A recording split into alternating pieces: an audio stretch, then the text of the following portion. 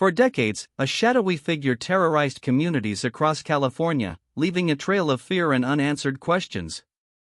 Known by various names, the East Area Rapist, the original Night Stalker, and ultimately, the Golden State Killer, this perpetrator became a terrifying legend, his crimes spanning over a decade.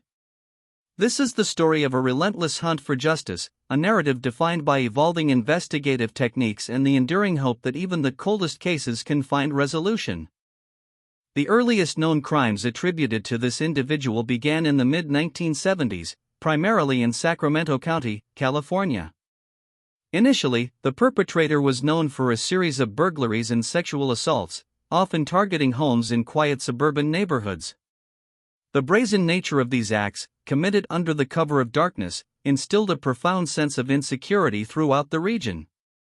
Residents lived in a constant state of vigilance, unsure of when or where the criminal might strike next. As the crime spree intensified, investigators coined the moniker East Area Rapist, ER, due to the geographic concentration of the early attacks. The perpetrator meticulously planned his entries, often stalking victims beforehand. The crime shared disturbing patterns: entry through unlocked windows or sliding glass doors, binding victims, and threatening them into silence. This methodical approach suggested a highly organized and cunning individual, making him incredibly difficult to apprehend despite extensive police efforts. The severity of the crimes escalated over time. What began as burglaries and sexual assaults evolved into something far more sinister. The perpetrator's methods became increasingly violent and unpredictable, shattering the peace of unsuspecting communities.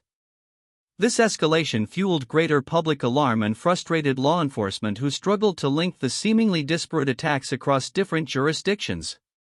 The phantom figure continued to evade capture, leaving a trail of trauma and an ever-growing sense of dread.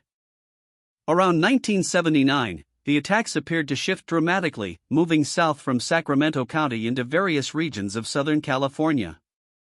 This geographic leap perplexed investigators, leading some to initially believe they were dealing with a new, unrelated perpetrator. However, the distinctive methods and psychological signatures remained eerily consistent, hinting at the same individual operating under a new geographical veil. This expansion of the crime spree made coordination between different police departments even more challenging. With this shift, the perpetrator earned a new, equally chilling designation: the original Night Stalker, ONS. This period saw an even greater increase in the brutality of the crimes, including the first confirmed murders directly linked to the perpetrator. The ONS would often bind couples, committing sexual assaults before taking their lives. The fear he inspired became a palpable presence in the communities he targeted, turning ordinary homes into sites of unimaginable horror. For years, law enforcement agencies in Northern and Southern California investigated the EAR and ONS cases as separate entities. It was not until decades later, through advancements in forensic science, that a definitive link was established. DNA evidence unequivocally confirmed that the East Area Rapist and the original Night Stalker were, in fact, the same person. This revelation was a critical turning point, unifying previously fragmented investigations into a single, terrifying saga of one perpetrator. The formal unification of these cases led to the most enduring and widely recognized moniker, the Golden State Killer, GSK. This name, popularized by true crime author Michelle McNamara, captured the expansive reach and devastating impact of the unknown offender across the Golden State. It symbolized a renewed focus, a consolidated effort to catch a criminal who had terrorized communities for far too long, igniting a new chapter in a decades-old mystery. The geographical range of the Golden State Killer's crimes was staggering, stretching across at least 10 California counties. From Sacramento in the north to Orange County in the south, no region seemed truly safe from his unpredictable assaults. This vast territory complicated the investigation, as local agencies often lacked the resources or communication channels to effectively share information in the early years. The sheer scope of his activities underscored the elusive nature of the perpetrator. The Golden State Killer developed a chillingly consistent modus operandi. He often scouted locations, identified specific victims, and broke into homes during the night. He would secure his victims, ransack their homes, and take small, often sentimental, items as trophies. His careful planning and meticulous execution allowed him to escape capture for years, leaving behind a signature of terror and forensic puzzles that would stump investigators for generations. His actions were calculated, designed to instill maximum fear and control. The psychological toll on the communities affected by the Golden State Killer was immense. A pervasive sense of fear infiltrated daily life. People installed deadbolts, bought guard dogs, and slept with weapons nearby. The trust in neighborhood safety eroded, replaced by paranoia and suspicion. The long shadow of the GSK's crimes extended far beyond the immediate victims, shaping the collective psyche of entire regions and leaving an indelible mark on California's history. For the victims and their families, the pain was unimaginable and enduring. Many survivors carried the trauma for decades, living with constant fear and the unanswered question of who had shattered their lives. Families of those murdered waited years, longing for an arrest and a measure of justice. Their perseverance, their continued advocacy, and their refusal to let the case be forgotten played a crucial role in keeping the investigation alive through years of stagnation and dead ends. As the years turned into decades, the Golden State Killer case went cold. The initial flurry of investigations slowed, but the files were never truly closed. Boxes of evidence, witness statements, and police reports sat in storage, a testament to the unsolved horror.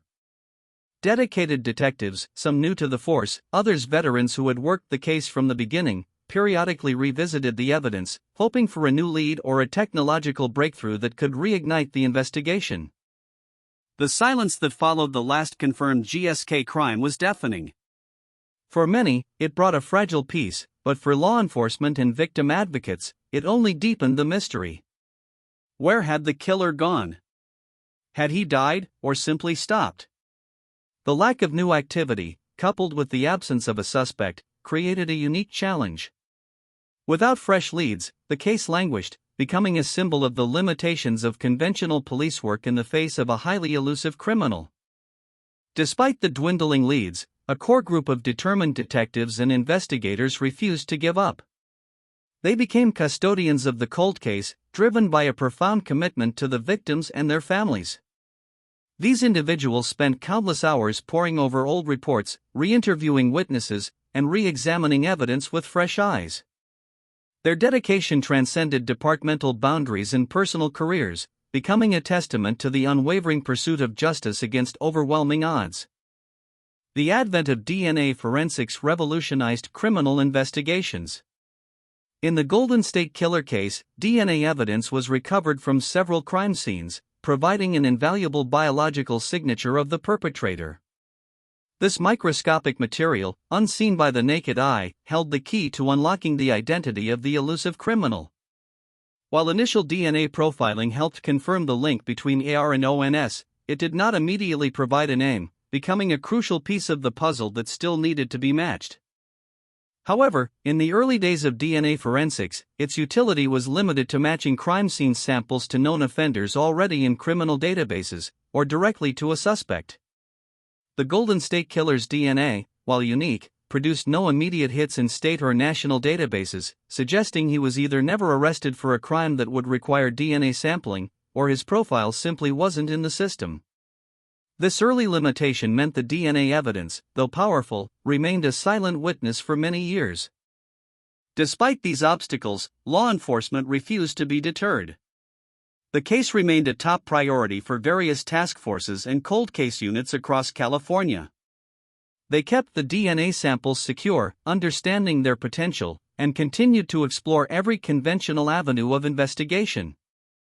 This persistence, often thankless and demanding, demonstrated an unwavering commitment to the victims, ensuring that the Golden State Killer would never truly escape the reach of justice, no matter how long it took.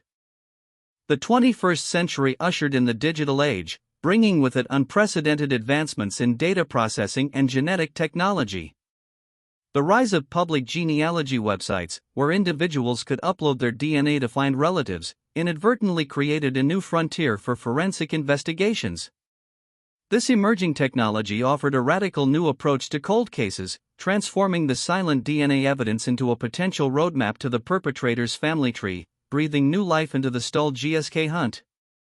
In 2018, this new methodology achieved its most significant breakthrough. Investigators, working with forensic genealogists, uploaded the Golden State Killer's crime scene DNA profile to a public genetic database. The goal was not to find the killer directly, but to identify distant relatives who had voluntarily submitted their DNA. This intricate process of reverse engineering a family tree from partial matches provided the critical link that had been missing for decades. The use of public genetic databases like GEDmatch proved to be a game changer. These platforms, designed for hobbyists tracing their ancestry, unknowingly housed the keys to unlocking major cold cases. By cross-referencing the unknown perpetrator's DNA with that of distant cousins, genealogists could construct elaborate family trees, narrowing down the potential pool of suspects from millions to a manageable few. It was an unprecedented application of consumer DNA technology for justice. While groundbreaking, the use of forensic genetic genealogy raised significant ethical questions about privacy and consent. Critics argued that individuals who submitted their DNA to public databases did not consent to their genetic information being used for criminal investigations, potentially implicating distant relatives without their knowledge. This new technique sparked a nationwide debate, balancing the public's right to safety with individual genetic privacy. It continues to be a complex legal and ethical frontier. The process involved building a complex genealogical tree backward in time, using the shared DNA segments to identify common ancestors. From these common ancestors, genealogists then worked forward, tracing all descendants, looking for individuals who matched the age and geographic profile of the Golden State Killer. This meticulous, painstaking work often involved poring over public records, obituaries, and historical documents to verify family connections. After months of intensive genealogical work, the vast pool of potential suspects began to shrink. The combined efforts of genealogists and cold case detectives gradually led them to a very specific branch of a family tree. This meticulous investigation ruled out hundreds, then dozens, until only a handful of individuals remained who fit the geographic and temporal profile of the elusive killer. The long, frustrating search was finally narrowing to a pinpoint.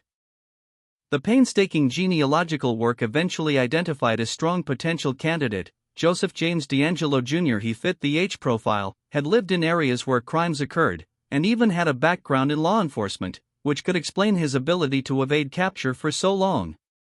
This discovery was a monumental breakthrough, shifting the investigation from a broad, abstract hunt to a targeted, immediate surveillance operation aimed at gathering definitive proof. Born in 1945, Joseph James DeAngelo Jr. had an unassuming public life. He was a Vietnam veteran and, astonishingly, a former police officer who had served in 2 different California departments in the 1970s before being dismissed for shoplifting. This dual identity, respectable citizen and terrifying serial offender, made his eventual identification all the more shocking. The man who had once sworn to uphold the law was revealed to be its most elusive and brutal transgressor. The revelation that the Golden State Killer was a former police officer sent shockwaves through the nation. His background in law enforcement likely provided him with intimate knowledge of police procedures, forensic techniques, and investigative blind spots, enabling him to meticulously cover his tracks and avoid detection for decades.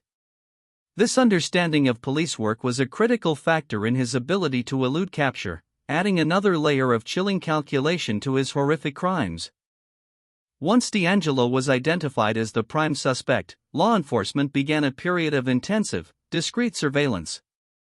The goal was to covertly obtain a fresh DNA sample from him to confirm the match with the crime scene evidence. This involved painstaking, round-the-clock observation, eventually leading to the collection of discarded DNA from an object he had touched. The subsequent forensic analysis provided the definitive match, sealing his fate and concluding the decades-long hunt. On April 24, 2018, Joseph James DeAngelo Jr. was arrested at his home in Citrus Heights, California. The arrest, made quietly but swiftly, brought an end to one of the most enduring and terrifying crime sprees in American history. News of his capture spread rapidly, electrifying communities that had lived under his shadow for so long. For many, it was an unimaginable moment, the culmination of decades of prayer, hope, and tireless effort by countless individuals. The arrest of DeAngelo sent shockwaves across California and the entire nation. The fact that the notorious Golden State Killer was an unassuming elderly man, living a seemingly normal life, was almost incomprehensible. His image as a monster from the shadows was replaced by the face of a grandfatherly figure, revealing the unsettling truth that evil can hide in plain sight. This revelation offered a bittersweet sense of relief, but also left many grappling with the unsettling reality of his disguise. Following his arrest, DeAngelo was subjected to extensive interrogation. While the details of his cooperation, or lack thereof, were initially kept under wraps, the mountain of evidence, primarily DNA, was undeniable. Investigators methodically presented the overwhelming forensic links, connecting him to dozens of unsolved crimes. The cold case had finally yielded its secrets, thanks to the persistent collection of evidence years prior and the innovative application of modern science. Throughout the legal proceedings, a profound focus remained on the victims. Their voices, silenced for so long, were finally heard. Many chose to confront DeAngelo directly in court, sharing their harrowing experiences and the lifelong impact of his actions. This powerful testimony serves not only as a demand for justice but also as an act of reclaiming agency and dignity from a perpetrator who had stripped them of so much. Their courage became a beacon of resilience. In June 2020, Joseph DeAngelo pleaded guilty to 13 counts of murder and 13 counts of kidnapping with enhancements, as part of a plea agreement. This agreement spared the victims and their families the ordeal of a lengthy and emotionally draining trial, ensuring a swift resolution and preventing years of appeals. In exchange for his admission of guilt, DeAngelo avoided the death penalty, receiving instead multiple life sentences without the possibility of parole. It was a pragmatic step towards a definitive closure. On August 21, 2020, Joseph James DeAngelo Jr. was sentenced to multiple consecutive life sentences without the possibility of parole. The sentencing hearing was a powerful moment of closure for many, bringing a legal end to the Golden State Killer's reign of terror. Victims and their relatives delivered emotional impact statements, ensuring that DeAngelo would hear firsthand the depth of suffering he inflicted. Justice, decades in the making, was finally served, bringing a measure of peace. For the families who had endured decades of uncertainty and grief, the sentencing brought a profound, if complex, form of closure. While nothing could undo the trauma, knowing that the perpetrator was finally held accountable offered a sense of validation and peace. The collective journey from fear to resolution became a testament to their resilience and the power of collective memory, ensuring that those lost were never truly forgotten, and their stories were ultimately acknowledged. The Golden State Killer case left an undeniable legacy, profoundly impacting law enforcement and forensic science.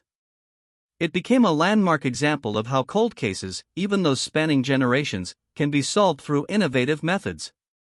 The case not only secured justice for victims but also established forensic genetic genealogy as a powerful, albeit controversial, tool in criminal investigations, forever changing the landscape of cold case resolution and investigative possibilities. The success in identifying the Golden State Killer opened the floodgates for similar investigations, leading to the resolution of numerous other cold cases across the country. However, it also intensified the debate surrounding genetic privacy, leading to stricter policies for law enforcement access to public DNA databases. The future of forensic genetic genealogy lies in balancing its immense potential for justice with robust ethical guidelines and legal frameworks to protect individual rights. The lessons learned from the Golden State Killer case extend beyond just solving old crimes. It underscores the importance of interagency cooperation, meticulous evidence preservation, and the continuous adoption of new technologies in policing. While no system is foolproof, the relentless pursuit of DeAngelo serves as a powerful reminder that justice may be slow, but it can ultimately prevail, offering hope to those still waiting for answers in their own cold cases. For many, the resolution of the Golden State Killer case represented a different kind of justice. It was not merely about punishment, but about finally giving a name to the faceless terror, providing answers to long-suffering families, and reclaiming peace for communities. It was a justice that honored the perseverance of victims and investigators alike, proving that the passage of time, while it may dim memories, cannot erase the pursuit of accountability. The arrest and conviction of Joseph James DeAngelo brought a definitive end to one of California's most terrifying nightmares. It closed a dark chapter in the state's history, but its impact reverberates to this day.